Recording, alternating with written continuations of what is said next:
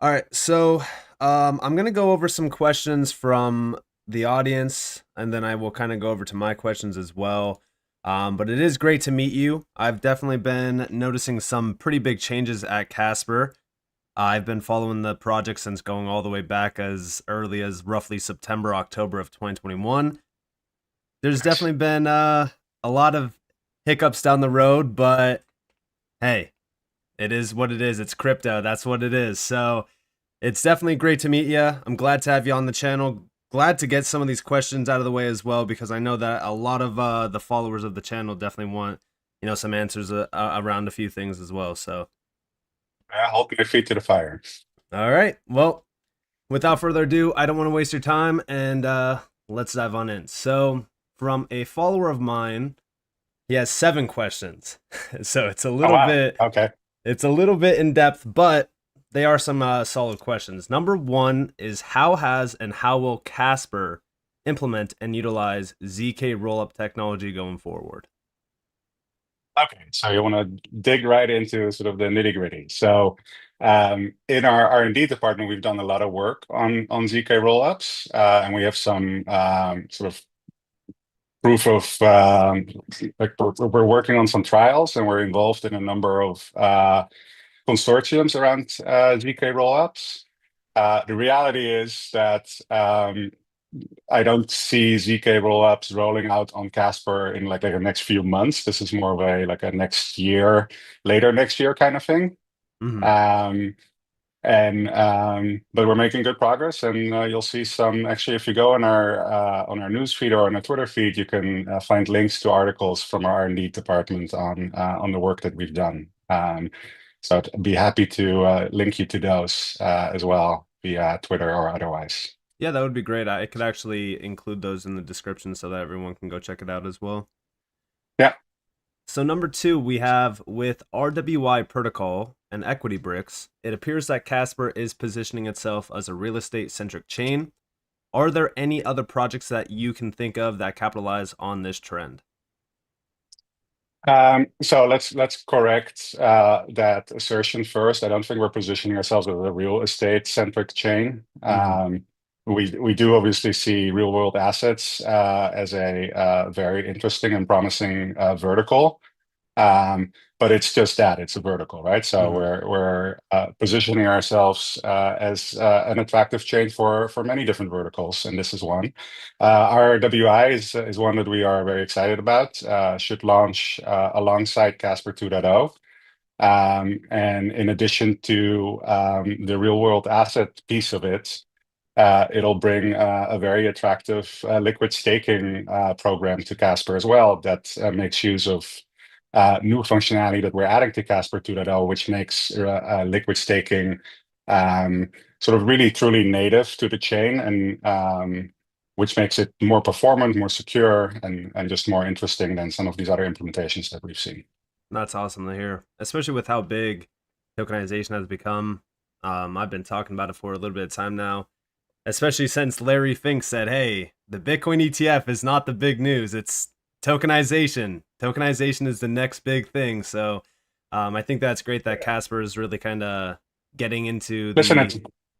What was it's that? it, it's been sort of a promise, right? I mean, people have been talking about this for years, Mm-hmm. but it required more than just the blockchain industry to be sort of open to this, right? And we're now at a point where I think TradFi and sort of Web 2.0, broadly speaking, is starting to recognize this as a true opportunity. So it's definitely a vertical that we're very excited about. Mm-hmm. And even around traditional finance, I mean, the big thing about most of these asset classes is earning, real world yield on a lot of these things. So even when we think Mhm. about tokenization, it definitely takes us down the path to how can we mix this into the DeFi world? How can we get yield off of this and passive income? So tokenization just makes sense from that perspective, but also from even the fractionalization of, real estate, which is a illiquid asset class that tokenization could ultimately make liquid.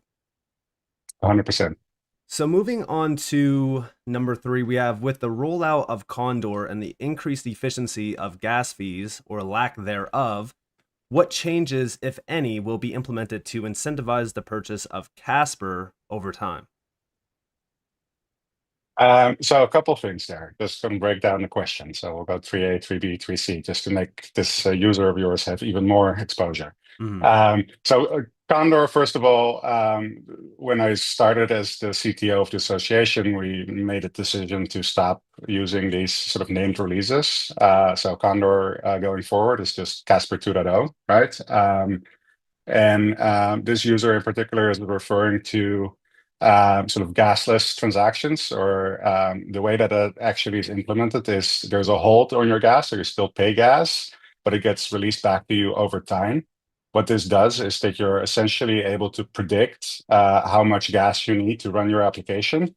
Um, and you can now think of like sort of perpetual applications that sort of maintain themselves, right? Because you have a sort of a run rate of gas that over time gets feed back to you.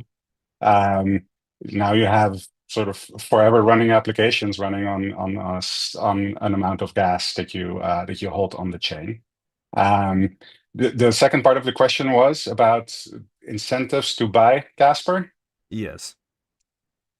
Listen, the Casper is the utility token of the network. As with most or all networks, it comes down to increasing utility, right? So we are very actively pursuing as much utility, meaning as many projects as possible. I think we've seen a lot of momentum in that area over the last couple months. We're now seeing new projects announcing that they're launching on Casper on not quite yet a daily basis, but multiple times a week basis, which is really a nice change from where we've been prior to this. And as we continue to do that, the need to use gas and the need to use the utility token will increase alongside that. Yeah, and I definitely sorry. I actually definitely noticed that as well myself, because for the longest time there was a little bit of a meme going around with, the Casper name, like, hey, it is a ghost chain. So The the ghost name chain, exactly. Yeah. yeah, so over the last, I would argue, few months now, I did see the whole network kind of change. I mean, even with the retail focus, the big thing for me was making sure that people are aware that Casper Labs was not the Casper Association. They weren't in the driver's seat for the longest time. It felt as if they were the main ones. Hmm. But it's almost kind of like comparing it to the HBAR Foundation with Hedera. You have these foundations, you have these, private entities within the network that can definitely incentivize and accelerate the growth of the network. But again, it's not an end all be all situation. Even with the pivot to retail focus, I think that was such an incredible move, because even right now, enterprises, institutions, they're still kind of locked out of this space because of regulations. So I've They're locked always, out and they're also moving very slowly, right? It's oh, definitely. excuse me. That's been, I think, the main challenge for Casper Labs is they've been obviously pursuing for years now an enterprise-only focus. And it's just very hard to get enterprises to do anything quickly, right? Like there are like these large ships on an ocean, and sort of changing their course is quite difficult. And I think that was even the argument with Hedera too. I mean, for the longest time, we kept hearing about enterprises, enterprises, enterprises, but then you had the retail side that's like, hey, we're here trying to build, but we're not getting any grants, we're not getting any support. Yeah, Like, enterprises, sure, that they're coming, they're on their way, but in the meantime, we definitely have to focus on who's actually paying, the network revenue, which is mainly the retail side. So it's I retail, it's community, right? Like I think in the past, the community has not felt the love from the project. mhm. And that just doesn't work. It's a decentralized network, and by its nature, it requires an active and engaged community, and that's another big focus that we've shifted in the last few months. Yeah, I completely agree. And even now today, being a long-term Casper holder, seeing everything unfold, I feel like now, I mean, I could speak my mind on it. I'm not too sure on, where you are, but I'm more bullish on the network today than ever before, especially, seeing everything starting to change after Casper Labs. And, I'm sure that I probably am speaking the mind of many Casper holders as well, seeing all the differences around seeing the changes. And I definitely have to tip the hat to you because a lot of this definitely would not have happened without your leadership. So definitely have to give Well, you a +1 with that.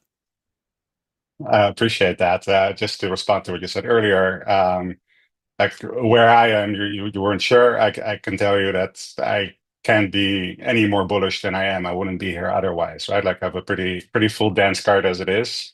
I'm here because I believe we can have a very meaningful impact and an outcome here for the Casper Network. Hmm. That's awesome to hear. So on to number 4, we have, are there any projects that stalled production waiting for the release of, we'll just say 2.0. I know they keep saying Condor, but 2.0, and do you expect them to increase productivity now that the Condor release is imminent? So yeah, there are certainly a number of projects that are waiting for Casper 2.0, including the RWI protocol, for example, which is making use of new functionality that's not available in Casper 1.x. So they are building now and ramping up now in order to be ready to launch alongside Casper 2.0.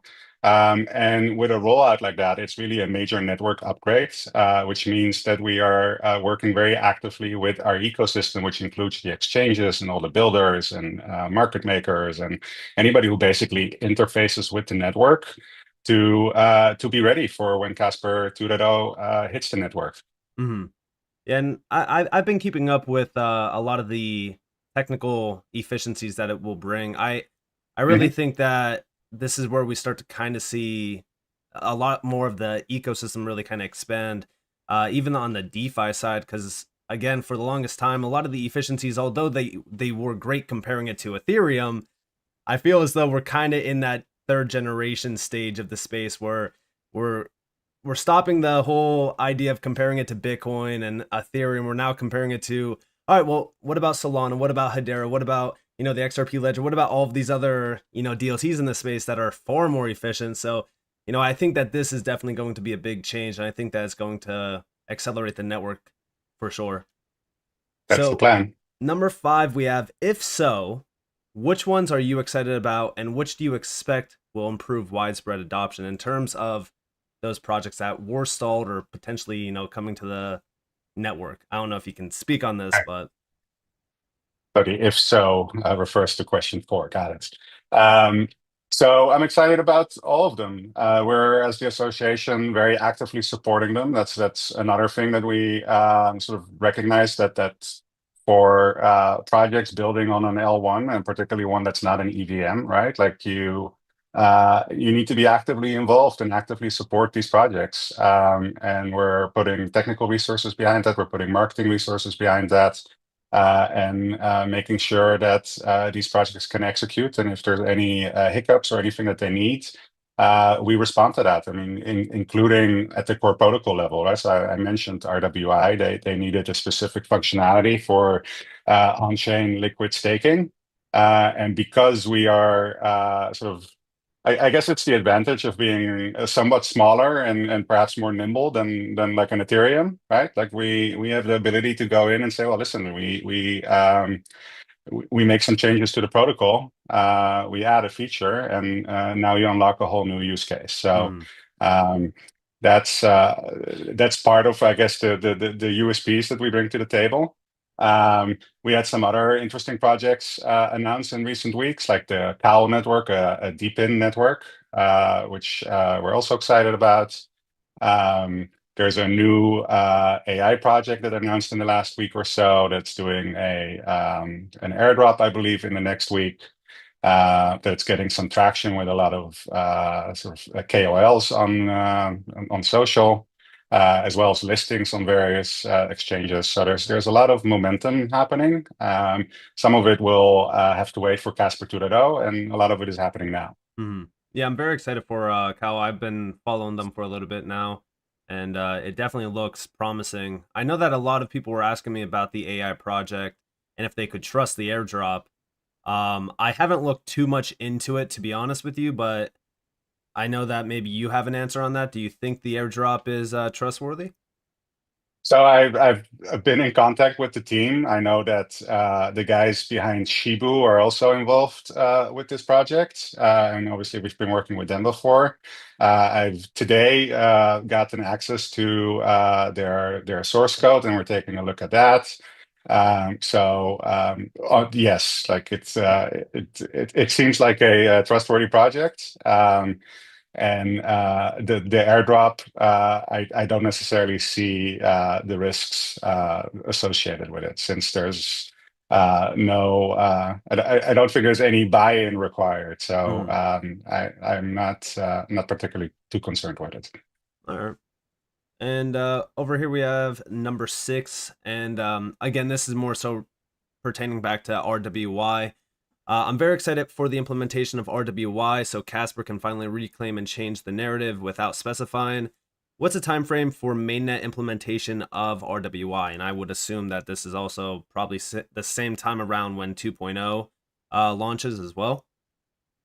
Yes, so I really see it as sort of a launch companion for 2.0 because it requires this new functionality, and that makes it also a nice way of showcasing that new functionality, right? So the contracts are more or less developed. The front end is being developed. The back end is being developed. The contracts are going to go into security audit here in the next week or so. So everything is on schedule with them. And then they'll start testing as soon as 2.0 hits testnet. I mean, obviously they're testing earlier, but people will be able to see it on chain when it hits testnet, and then launch alongside 2.0 on mainnet.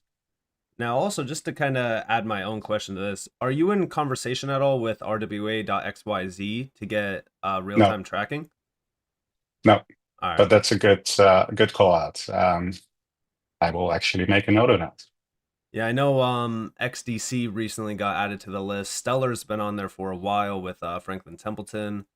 I think that would definitely be great to see you guys on there because, again, I know that a lot of the reporting process when it comes to like Cointelegraph and Coindesk, they've been Yeah. using RWA.xyz for a bit of time.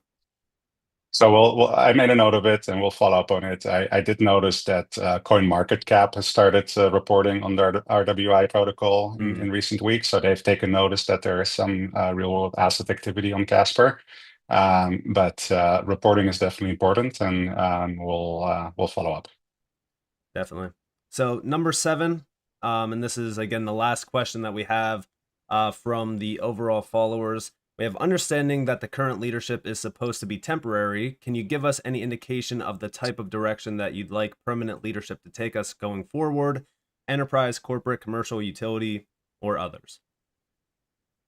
Okay, so again, I'll start with clarifying. So what we announced must have been now a couple months ago is that the current, or by now actually the previous board, but the board of the Casper Association was going to step down before December 1st. That actually happened on November 29th, for the record. And a new interim board would take its place. I am part of that interim board. I'm the president of the board, and we have two other board members, Matt Schaffney, who was the COO and CFO of the association, and a third member, Pascal Schmidt. It's called an interim board because we set into motion a process to decentralize governance, and for which we've given ourselves a year basically to complete that. Hopefully, to obviously complete it sooner, but wanted to make sure that there's enough time to get this done.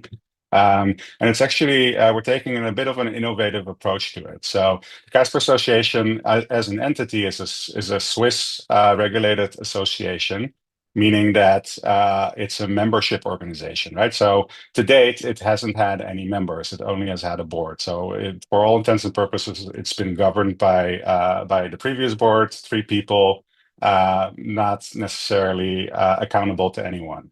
That doesn't really that doesn't really sort of work in a decentralized world, right? Like, Mm-hmm. this is a network. We believe there should be accountability towards the stakeholders in the network. And that's what we're trying to accomplish. So we're actually going to implement a membership program for the Casper Association, meaning that stakeholders in the network can become members of the General Assembly, as it's called.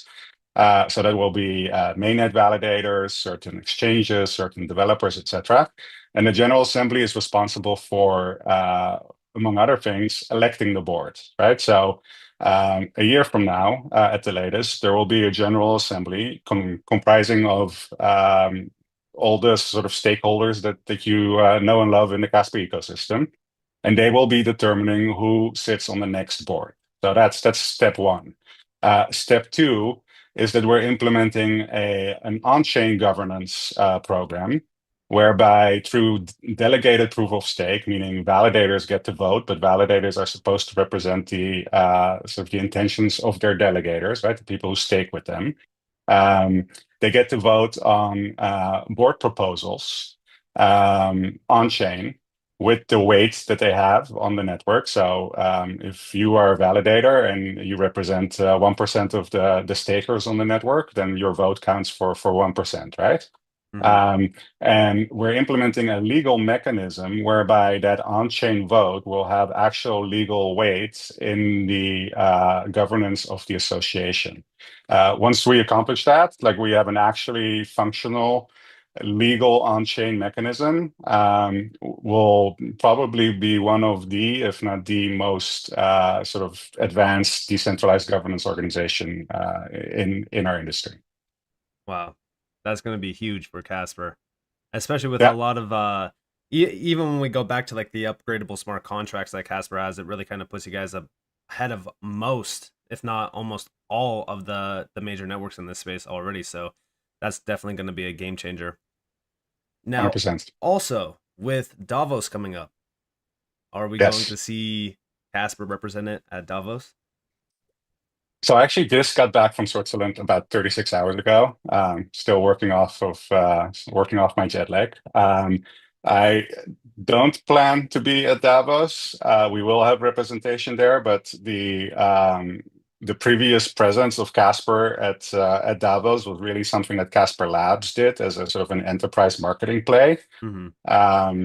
So while the association was typically present there and maybe hosted some side events or supplied speakers, it wasn't really a Casper Network or Casper Association event. It was Casper Labs putting up an event for their enterprise prospects, etc. So don't expect something along the lines of what you've seen in years past when it was Casper Labs putting on an enterprise event. All right. So on to some of the questions that I originally had typed up. I guess we could start off with, the big one, which is, do you have any information regarding why Casper Labs specifically left Casper and chose Hedera? Was it, technical? Was there, some major issue going on? Yeah, and I think I've spoken to this in the past, but happy to summarize it. There was absolutely no technical or product-related reasons, right? So Prove AI, the AI governance product that Casper Labs was developing, they announced that publicly in May of this year, and started developing it against the Casper network. And then around August, they were approached by Hedera, and were essentially, to put it simply, made an offer that they couldn't refuse.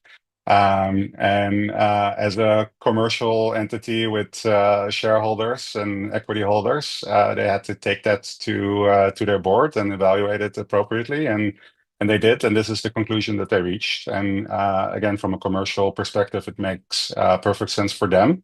Um, but it's not based on any sort of, they weren't stuck not being able to get things done on Casper. Things were being developed and moving forward and ready to go until this deal popped up and they had to take it. Mm-hmm. Now, part two of that is I strongly believe that this transition has ultimately resulted in a better outcome, not just for Casper Labs in the commercial deal that they got, but also for the Casper network, right? Like you alluded to this sort of prior confusion around like who's who and who's responsible for what. That obviously is no longer there. Casper Association is the entity that's responsible for the network, for the protocol, for the ecosystem, for the node development, et cetera, et cetera. Mm-hmm. There is only one entity in the ecosystem that has a treasury that gets from which it can grant projects and help projects. As you saw, we recently received sort of the remaining treasury of Casper Labs as well. So it's all a single entity. And because Casper Labs was always so focused on enterprise only, that sort of became sort of de facto the focus of the network, which I think we can all agree was, or perhaps has led to missed opportunities in the past. And our renewed focus on all the things that we've talked about in this conversation so far have really turned around the momentum for this project. And we see that on a almost daily basis, right? With new projects from various verticals starting to build and launch on Casper Network. Whereas perhaps from an enterprise perspective only, that certainly didn't happen in the past, and probably wouldn't have happened if things had proceeded the way that they were. Mm-hmm. Yeah, no, I completely agree. And even when it comes to, these projects like Prove AI, they sound great on paper, but it does take a long time for these types of things to fully launch, be adopted. I mean, even when we look at AI, they're still trying to regulate it. They're still trying to, utilize it in certain aspects of the enterprise space. So I still think Prove AI is probably a few years out from being, majorly adopted and utilized in a way that retail was kind of hoping for.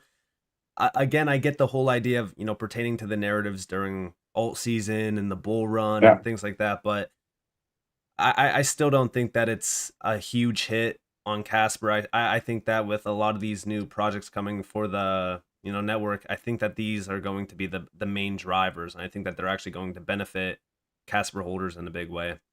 Listen, the sentiment around Casper has taken a 180, right? Like it was fairly negative, and it's almost exclusively positive now. And it's hard to imagine that the domain of AI governance creates a lot of excitement and positive sentiment amongst retail. I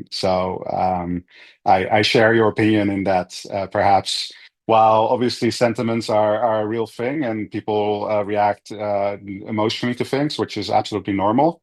Objectively speaking, I didn't and still don't see it as a high impact event for the Casper network. And if anything, this separation and transition has been very positive for the future outlook of this project. Mm-hmm. And I think anyone that's a long-term follower of Casper, I think that they could also see that change happen in real time. I mean, I Yeah. saw it since the news. I mean, even though the price action wasn't the best, I mean, I still saw just like a huge 180 turnaround, and it definitely surprised me. A lot of people kept asking me like, "Hey, what do you think about this new project? What do you think about that new project?" I'm like, if we go back 2 years ago, there was practically no projects on Casper, and even leading up to now, there basically was just a few. So Yeah. I could definitely see the big change as well. Yeah, and listen, I'm not supposed to speak about price, but I mean it's an objective truth that like from the low that we hit after that news broke, we're up 3-4x. So that's at least speaks to sort of the reversal of sentiment. Hmm.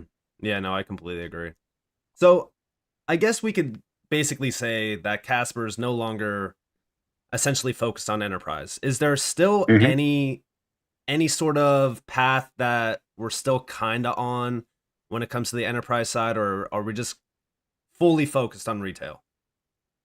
Enterprise is a vertical that we believe in. It has its challenges, like we discussed. There are very long cycles to get anything done, and the once you even get something done, like you said, it takes a while for that to really take off. There's a lot of regulation and both sort of internal company regulations and processes and governmental regulations, et cetera, that you have to deal with. And it doesn't necessarily always result in the types of on-chain activity and the related sort of sentiment that you would hope or you would get from other verticals. But it's a very valid use case. We're continuing to pursue them. I would say Equity Bricks, which you brought up earlier, is an example of sort of a quasi-enterprise project. We are also still active with sort of with TradFi through Actus. So we are in close discussions with them about some potential trials in the near future. And near future, please don't ask me next week, but this is a first half of next year kind of thing. Mhm. Um, and again, those are very real use cases that have absolute validity, and we'll continue to pursue them. I'm glad that you brought up Actus actually, because I have a question here, and the question is, do you have any update regarding Actus connections, like for example with Nucleus Finance, or any moves being made on that end?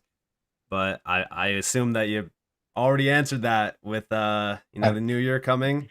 But can you expand on that a little bit? Um, a little bit, but I can't like say a whole lot more. I mean, like I said, I was just in Switzerland, met with representatives of Actors there as well. There are a number of projects that are on the table that we're looking to launch trials with in the first half of the year. Um, the development has never stopped. There are implementations of Actus implementations that are ready to go. Um, and I think that's where I'll have to leave it for now. All right, I understand. I understand. So, Yeah. with the with the whole idea of the exploit that did happen, because I do hmm kind of want to go back to the Casper Lab situation, because I do have two questions that pertain to this. Number one is, did the exploit diminish any confidence behind the security aspect of Casper? Is the integrity still there around the security? Can we trust it? Can enterprises trust it? If an enterprise did want to come over to the network and build tomorrow, will this halt or possibly bottleneck any partnerships in the future? Um, so I don't think so. I mean, the security is obviously tantamount, and it's not just enterprises. Like if you are retail, you also want to feel like your funds are secure, right? Hmm. So the exploit was something that, well, a couple of things we can say about that. First of all, it was a very obscure issue. We're still not entirely sure sort of how it was found because it was there from day one. This was actually a vulnerability that shipped when the network shipped. And in all the security audits that we've done and all the internal testing and everything, it never surfaced. So somebody was very very skilled, let's put it that way, in surfacing this. It did lead to us working with security auditors on digging into sort of the underlying exploit and similar vectors and trying to see if there's any other exploit lurking in the code base that could sort of accomplish similar outcomes. There were not. Um, and obviously you learn from your mistakes, right? So this is now something that's certainly sort of front and center and front of mind when we look at the 2.0 code base and evaluate sort of the security vectors in that. Mhm. And I assume with the new upgrade for the network, I feel like security is something that you could always improve on regardless, but it definitely does help retail sleep at night knowing that the network is secure, that this is a problem that will be fixed.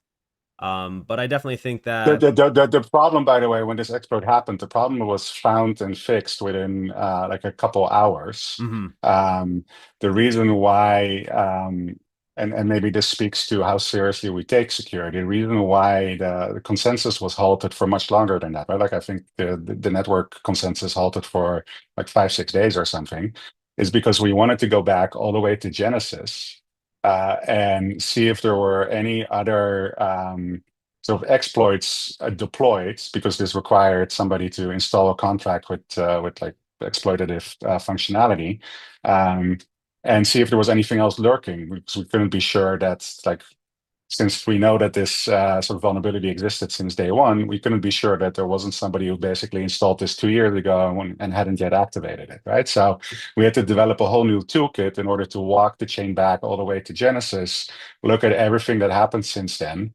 and make sure that there was nothing else lurking that could potentially sort of exploit this vulnerability, which is why it took a number of days to really come back and say, listen, we've not only fixed the issue, but we've also basically analyzed the entire chain to make sure that there's nothing else out there that could potentially harm you. Mhm. Which definitely shows how serious, you guys do take security. I know that a lot of people were kind of complaining about how long it was taking. They were concerned. They were getting worried. But yeah, I mean, it's always great to take the extra, step and really kind of make sure that these problems, because again, they are very serious. You want to make sure that they Yeah, are fixed and those concerns are alleviated. it's So, definitely security above all. So that decision to keep consensus halted while we were working through that sort of analytical piece, like we all stand fully behind that. It was absolutely a matter of like security first. mhm. So, what is the plan behind the 425 million Casper from Casper Labs? I know that you guys put out a full report, but for those that, are not reading the reports, that are not up to date on it, what's the full plan behind this? Well, the plan is, I don't want to call this a plan, but essentially this was returned to the Casper Association Treasury. And it's now part of the Casper Association Treasury, and we will actually, in the same vein of like decentralized governance and more transparency, we've committed ourselves to putting out reporting in the future on sort of the what goes on in the background at the Casper Association, including how Treasury is spent on grants, on development and ecosystem development, et cetera, et cetera. And that actually takes me to my next question, which is, are there any planned network accelerator programs for either DeFi, gaming, metaverse, or other related crypto sectors? Um, I'm not going to be able to give you an answer on that quite yet. So we've halted our grant program, um, mainly because we come to the realization that grant programs aren't always the most effective, right? Like Hmm. we've seen, and I think other ecosystems have seen this as well. The incentives aren't always sort of fully aligned, right? Like if you are a grantee and you get some milestones, your incentive as a commercially minded project is to do the bare minimum in order to meet the milestones and then move on as soon as you're fully paid, right? So Yeah. we're trying to look at this really closely and see how we can create an incentive structure that basically aligns the parties more closely, so that we get fewer examples of like builders coming in order to sort of basically grant farmers, right? To come in, get a grant, do the bare minimum, and then move on to the next grant somewhere else. So I'm going to have to owe you an answer on that. But obviously, we are a part of the mandate for the Casper Association is to develop the ecosystem, right? So rest assured that there will be incentives and programs for ecosystem builders. We just want to make sure that we do it right, and that these will turn into long-term relationships with sort of continuous value created for the network, rather than sort of hit and run type relationships. Yeah, I definitely agree with the grant issues, because I know that following the Hedera ecosystem, even the XRP Ledger ecosystem, a lot of the grants definitely get wasted. So I think that, Yeah, realigning that and really kind of, thinking twice about it, I think that that's awesome to see, because again, it is a yeah, big problem within this ecosystem. So agreed. with the stablecoin race, essentially, we hear a lot of these talks about RLUSD now. We have the Stablecoin Studio on Hedera. It feels like every single network is racing to have, their own stablecoin. We know that source and funds launched or was looking to launch their stablecoin, which was, I believe, Casper USD. I just call it CSPR, you CUSD. see. Yeah. Mhm. Is there any updates regarding that? Sure. So on the stablecoin front, I have three updates for you. So there is the Sarson Fund CSPR USD stablecoin, which they developed and launched, but have had, let's say, challenges sort of operating. And this is because Sarson Fund uh, isn't necessarily in the business of running stablecoins, right? Like they're a US licensed entity. They provide the banking for it, and they will continue to do that. Last week in Switzerland, Matt and I met with a number of market makers and discussed how one of them might take over the actual operation of CSPR USD in order to make sure that it is properly liquid, pegged, etc. Because that's the job of a market maker, not of a sort of licensed bank. Hmm. So that will happen here in the near future. Um, we are also we have an implementation of USDC, and we're working with Circle on getting that reviewed and then hopefully launched. And then RWI protocol is actually launching its own stable coin over collateralized with real world assets behind it as well. That's gonna be awesome. And that could Yeah, technically lead to, I mean, I know that right now it's really kind of still focused on the retail side, but I know institutional DeFi is starting to become a big hit around this space. Is there any plans to kind of focus on institutional DeFi, or maybe one of these projects that are, pushing DeFi like RWY? Are they kind of looking to align with that, or you don't really know uh, anything le- about that? well, let me just loop you back to our conversation about Actus, because institutional DeFi or institutional TradFi, now imagine having actual on-chain, sort of clearly defined financial instruments that can tap into stable coins for settlement, for example. Um, that would be exciting, right? Oh, definitely, definitely. I think I think a lot of people are kind of looking at institutional DeFi through a very small lens. They don't see the big picture. If we're thinking about how big some of these markets are, and if we're thinking about you know, how much this could do for these networks in terms of transactional value or even volume, I think that the network effects are severely overlooked. So I think that, Yeah. with Actus, potentially utilizing, stablecoins on Casper, or who knows what could happen, because we're still very early on when it comes to the TradFi space really kind of going fully on chain, but it could definitely blossom into something very exciting for Casper and a lot of these networks, because it is becoming a multi-chain feature at this point. 100%. And I really see Actus as a potential bridge between DeFi and TradFi. Hmm. Because as you said, it's very hard for TradFi to even sort of participate in DeFi at all, mostly because they're so regulated and need to have more. Sorry, my phone was going on. More certainty about what actually is happening on chain, but Actus solves that for them. So we're actively pursuing those kinds of setups as well. And talking more so about that, with regulations feeling as though we're kind of like right on the edge, especially in the US, Mhm. is there any, preparing happening for regulations?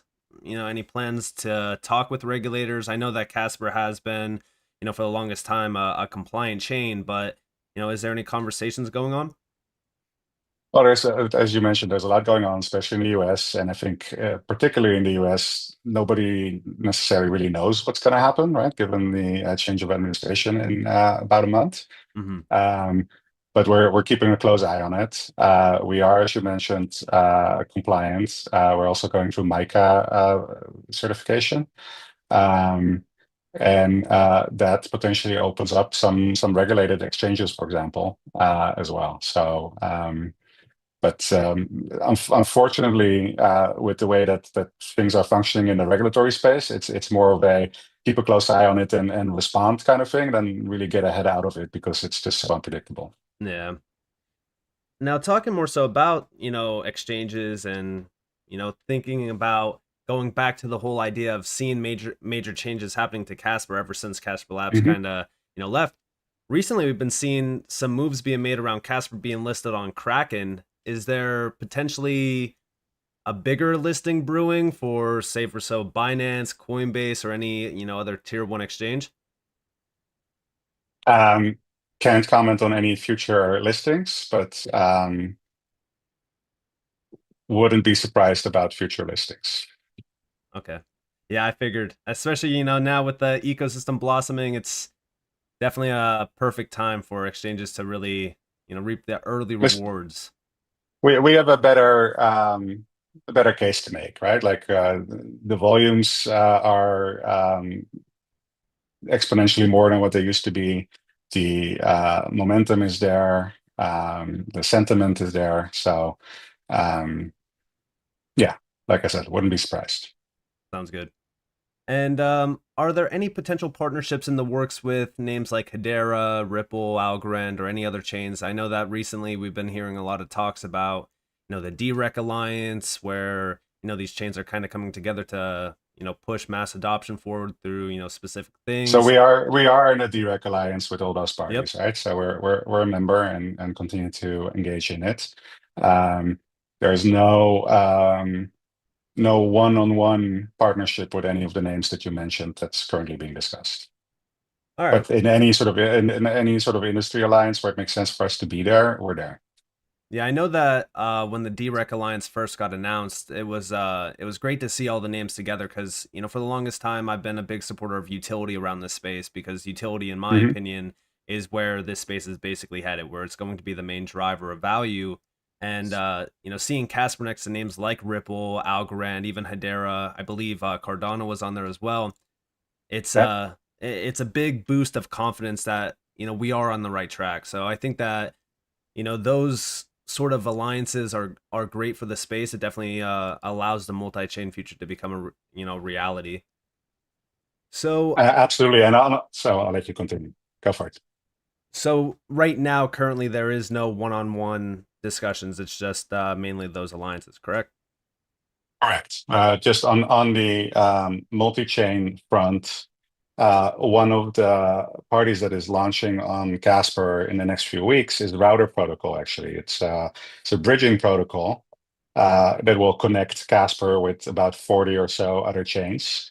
Um, but interestingly, what they have is something called Router Intents, which is basically a messaging protocol that they add on top of their routing, which allows you to basically bring in users and TVL from other ecosystems and not just bridge over the asset, but bridge over the asset and also attach essentially an intention to it, meaning you could bridge some USDC and in the same sort of atomic transaction, swap it into, let's say, liquid stake Casper and put it into a pool. So it's extraordinarily user friendly and fast, and it will really be a fantastic sort of accelerator of bringing more TVL into the Casper ecosystem. That's awesome, especially considering that I've been following Router for a while. I mean, they have a massive ecosystem behind them, so Yeah, that's definitely going to be great, especially even for the DeFi side of Casper too, yeah, because they are mainly, I think that they're mainly connecting liquidity for a lot of these chains together too. So that's hmm, a huge plus one. yeah. They've been great partners. Are there any proposed changes to the tokenomics at all? I know that a lot of people complain about the 8%, year over year inflation rate. I've always said that the 8% is not that concerning at all, especially when we compare it to larger chains like Cardano, for an example, because it would take, I think now it's like 8, 9 years to get to the same supply. But is there any changes that possibly could be proposed in the future? I know validators are the main ones that really kind of control that. Listen, there's two parts to that, right? One, there is the sort of the crypto security or token security aspect to it, and that needs to be modeled out. The other part of it is like that shouldn't be a decision that's made by a central entity, right? So Hmm. I'm not going to make a change to it. The board is not going to make a change to it. But we're putting the rails in place where the network could decide that. And that hasn't really been practically possible, right? Up until now. Always, I think the company line was, yeah, make a proposal, like a CEP as it was called, and then somebody will pick it up. But that wasn't practical. So Hmm. um, if there is a push for that, it's now going to be practical that the network can vote on that and implement it. But I think before we do, we should take a very good look at what it means. And I think on the one hand, I agree with you that it's not as big of an issue as perhaps some people make it out to be. Uh, on the other hand, having a high APY or effective APY is a nice to have for a network, Hmm. particularly in the context of DeFi and liquid staking and things like that, right? So those are things that, as a network, we'll have to weigh and come to a conclusion on. But I mean, getting 3% or less on ETH is I don't find that particularly compelling, especially where the TradFi interest markets are, right? So it's I think it's a bigger discussion, and I look forward for like all the stakeholders in the network to participate in that and ultimately decide it. Yeah, I also think a lot of the big problems with inflation is anyone in crypto, they hear the word inflation and they're running away. They don't want anything to do with inflation, but I feel as though a lot of people kind of avoid the big elephant in the room when it comes to, staking, which is the fact that, we get into crypto to, get to the point where we can earn more than this traditional percentage APY on our money. And when we're Yeah. thinking about staking, yeah, we do have a huge opportunity to not only secure the network but also earn passive income by securing the network. And if we're thinking about long term, say for so 5 years down the road, this space is massively adopted and Casper is much larger, those passive income rewards all of a sudden become, financially freeing to some people. Yeah. Can't really add much more to that. So with Casper 2.0, what is roughly the expected go live timeframe? I know recently there was a few major updates around Casper 2.0. Do you have any specific ETA on that?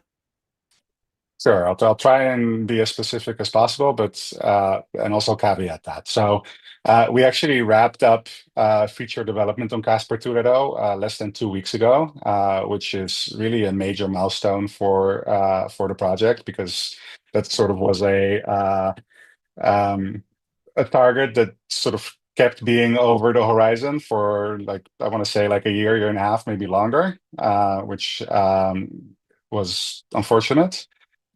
So we've really rallied around getting to that target, and now we're finally there, right? So there's no more features going into Casper 2.0. We're code complete. We're doing testing. I think we're in a sprint right now where we have 4 bugs that are being resolved by the end of next week, and that's it. Um, so the process of getting that from sort of code completion to mainnet release is as follows. So we have a development network, a DevNet, that gets updated with the most recent version of Casper 2.0 on a regular basis. That's currently live and being used by developers. There's a parallel testing process going on. There is downstream compatibility work being done, right? So the node and the protocol may be finished, but there are tools like SDKs and what we call the sidecar, which is the RPC interface to the node, that are being brought up to compatibility with the latest version of the node. Um, and then there is a rollout that looks as follows. So it goes from DevNet to integration network, which we hope to do here in the next few weeks. I'm not entirely sure whether that will happen before the Christmas break or in like the first 1, 2 weeks of January, but it's definitely on the very near term horizon.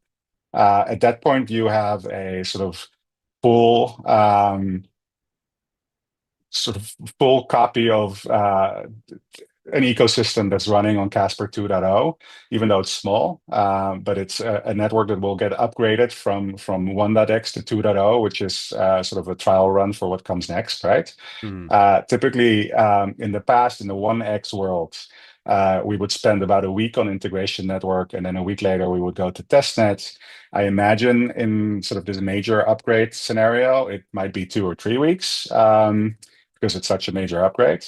Then we'll hit testnet, and that's when you're really dealing with a network that's almost sort of equivalent to mainnet. It's decentralized. There's 100 validators all over the world. There's people developing against it. There's smart contracts being called against it. It sees a lot of activity. That'll be sort of the staging ground and the trial run for the mainnet upgrade. So if we do sort of a worst case scenario based on the timelines that I just laid out, let's say like it's not before Christmas, but the second week of January integration network, let's say 3 weeks later to testnet, we'll put you in early February. Then I would imagine that by the end of February or maybe the first week of March, you're looking at a mainnet upgrade. And that's me doing right now sort of back up the napkin sort of predictions. The only other element or aspect to that is you have to make sure that a critical mass of the ecosystem is ready for the upgrade, right? Like if you switch on 2.0 on mainnet and none of the exchanges work anymore, for example, that would be an issue. So we're working in parallel with all the downstream parties, developers, exchanges, etc., anybody who interfaces with the network to make sure that they're ready to go when we turn on 2.0. So if all goes well, the end of Q1 2025, we should expect Yes. 2.0. Awesome. Yeah. So I'm going to ask the last two questions here because they kind of go hand in hand. Number one is there going to be an up-to-date roadmap of what holders should be on the lookout for the next 12 months? And with Casper 2.0 finally, almost here, what can we expect to see going forward for the entire ecosystem? Okay. So the short answer is yes to the roadmap question. Here's where we are. So the entire team is focused on getting to Casper 2.0 out. That's the end all be all of what we do every day, right? And we don't want to detract from that. Part of the reason why, as I mentioned earlier in this conversation, we moved away from these nebulous sort of named releases like Condor and Peregrine and whatever else was come up with in the past, is to move to a semantic versioning scheme, which is essentially, for those who are not in software engineering, like 2.0, major, minor, and patch releases, right? So 2.0, 2.01, 2.10, etc.